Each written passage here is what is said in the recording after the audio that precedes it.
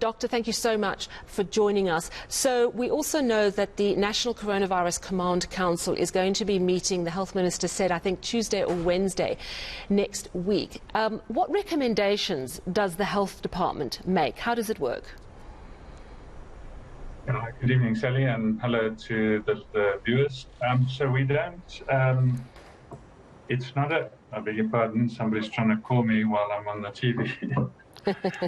So the process of recommendations to the NCCC is twofold. One is the National Department of Health receives recommendations from the Ministerial Advisory Committee on COVID, and those recommendations, together with the recommendations from the NAT joints, are submitted to the National Corona Command Council, where the ministers sit and discuss what is being reported and what is being seen. So the process of getting there starts now. Pretty much we are on all the time looking at the statistics and discussing, and then our committees will meet either over the weekend on a Monday to look at the latest data and to formulate recommendations. It's usually quite a robust discussion depending on what is happening at the time.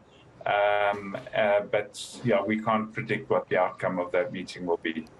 And it's so difficult because, of course, there's new data coming in all the time about Omicron and about how quickly it's moving, but whether it's mild or not. So it must be a very difficult one to actually get a position on. And also, I've just seen breaking news coming from the BBC, and they're saying tests of Omicron, the Omicron variant in the United Kingdom, show a third COVID vaccine booster dose offers 75% protection against symptomatic infection. Now, I'm not sure if you've seen that already, but I would imagine that it just builds on what you already know about the impact of a third dose or a booster. Yeah, so thanks very much. So, yeah, obviously these reports are coming in all the time.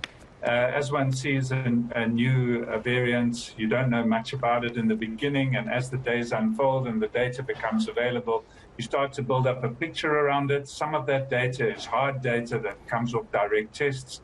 Some of it is soft data that you're picking up from anecdotal evidence and from talking to people in hospitals and so forth. Some of the hard data comes out of laboratories, and some of it comes from the real field and the practice of what is happening. So one is synthesizing all of that, and that's why we have a large group of very competent scientists and clinicians who are looking at that data all the time. And they're obviously discussing with us as the officials who are trying to plan the programs and the vaccination. So we do know, and we have known from the beginning, that it is likely that there will be some escape of our immunity, both our immunity from those who were exposed to the virus and those who have been vaccinated. And that was shown this morning in the press briefing. But we also know that that's not the only immunity we have. So in real life, we do have immunity from our cells as well as from those antibodies that are circulating. And it does offer us quite a lot of protection.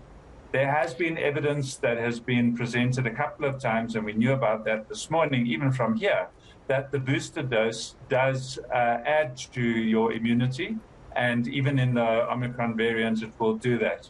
So we don't have we don't have anybody who had their vaccination more than 6 months ago at this stage. So we're not in that window yet, except for the healthcare workers and the others who got the Johnson & Johnson vaccine prior to that 6-month window. When are we likely to know if Omicron is indeed milder, as many are hoping, or if it's just that most of us have some form of antibodies? Yeah, Sally, so I mean, that's what we want. We wanted to have milder because we have antibodies. But when you start seeing larger numbers of unvaccinated people in hospital, it's telling you that they don't have the antibodies that they would have got had they been vaccinated. And that's also telling us information. So if you've had 1 dose and 2 doses and you've had a booster vaccination, you are likely to get better protection. The fact that it is milder does seem to be the case at this point. But it doesn't mean that there aren't people who get really sick. And we have seen people die in hospital now during these last few days. So it definitely can still be extremely aggressive for those people. And of course, that's what we are concerned about. We want to protect people who are the most vulnerable. We want to protect the whole community. But for the individual to be completely protected. That's what we're actually after. We want to keep people out of hospital. We want to make sure that we get the most satisfying and pleasant year-end festivities that we can without being irresponsible. Absolutely. I wanted to ask you about unvaccinated people, and we're seeing the stats coming in that if you are unvaccinated, you are more likely to end up in hospital. Does that count people who are unvaccinated and who've even had a COVID bout? I'm trying to work out whether a naturally acquired immunity is just as strong as a vaccine-acquired immunity. Yeah, so what we do know is that we all make immunity differently, but on the whole, the acquired immunity, the immunity that you get from a wild virus infection does not hold as well as the immunity you get from vaccination. That's been described, and we have discussed that at our Friday morning meetings before, and we've seen the data from science from all around the world to show that that is the case. But what is interesting is that if you've had both a wild infection and been vaccinated, you seem to get very good immunity. So the combination of the two is very protective. But I'm not sure that anybody really would want to get coronavirus infection if you can avoid it. So you should really try and get yourself protected rather than take the chance, especially if you've got any form of immunocompromised condition. And some comorbidities do seem to increase your chances of getting really sick instead of just mild infections. We see the Western Cape has moved into its fourth wave today. Do you think the fourth wave at this point warrants any ban on travel or closing of beaches? How do the scientists feel? Well, yeah, Sally, the reason for closing boundaries or for shutting down things is to stop the movement of people. By the time the virus is already spread, and we know it's in all the provinces already, the figures have risen in all of them. And I mean, entering a fourth wave is a mathematical calculation. It's not a magic point anywhere. Entry and exit of these, they're numerical calculations. So the point is the virus is already everywhere. So it doesn't really help to start closing down boundaries between us. And we don't, I mean, even international borders, we're not sure that that is really particularly helpful. We do know what is helpful. It's very helpful to wear a well-fitting mask. It's very helpful to keep washing your hands and being in a ventilated position. And it's extremely unhelpful to be in crowds because we know that this is a highly transmissible variant.